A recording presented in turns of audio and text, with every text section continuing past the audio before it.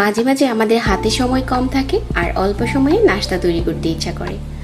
আজকে খুব সহজ একটা নাস্তা শেয়ার করছি, যে নাস্তাটা তৈরি করতে আপনার সময় লাগবে অনেক কম আর খেতেও অনেক মজাদার।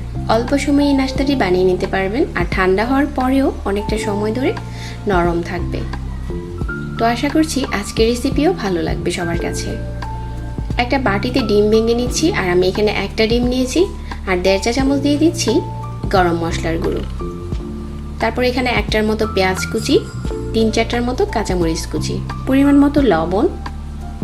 ডিমের সাথে এই মশলাটা খুব ভালো করে মিশিয়ে নিচ্ছি। আর এই গরম মশলার রেসিপি আমার পেজে দেওয়া আছে, দেখে নিতে পারবেন। তারপর এখানে দিয়ে দিচ্ছি 1 কাপ ময়দা আর 2টার মতো সিদ্ধ আলু আগে থেকে ভেঙে ম্যাশ করে নিয়েছি খুব ভালো করে। আলুটা এখানে অবশ্যই দিতে হবে, তাহলে ঠান্ডা হওয়ার পরেও নরম থাকবে। এখন সবগুলো উপকরণ একসাথে খুব ভালো করে মিশিয়ে নিয়েছি। তারপর উপরে 1 চামচ তেল দিয়ে আবারও হাত দিয়ে খুব ভালো করে মিশিয়ে নিতে হবে।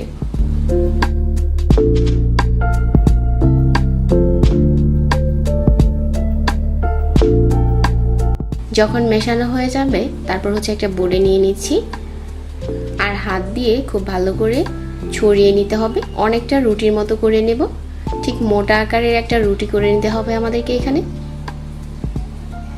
উপরে খুব ভালো করে ময়দা ছড়িয়ে দিয়ে একটা বেলুন দিয়ে হালকা হাতে বেলে নিতে হবে। এখানে যদি কেউ চান স্লাইস করেও বানাতে পারবেন, তবে আমি এটা একবারেই বানিয়ে নিচ্ছি, বানানোর পরে স্লাইস করব।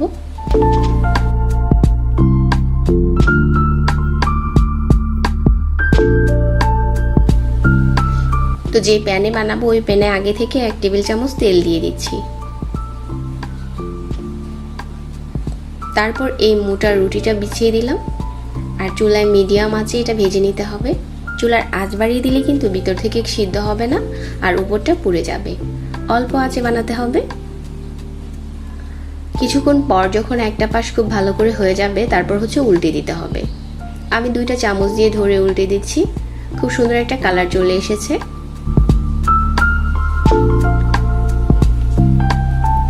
তো বেশ কিছুক্ষণ ভেজে নেওয়ার পর দুটো পাশ খুব সুন্দর ভাজা হয়ে গেছে। এখন তেল ঝরিয়ে উঠিয়ে নিচ্ছি আর স্লাইস করে কেটে নিচ্ছি।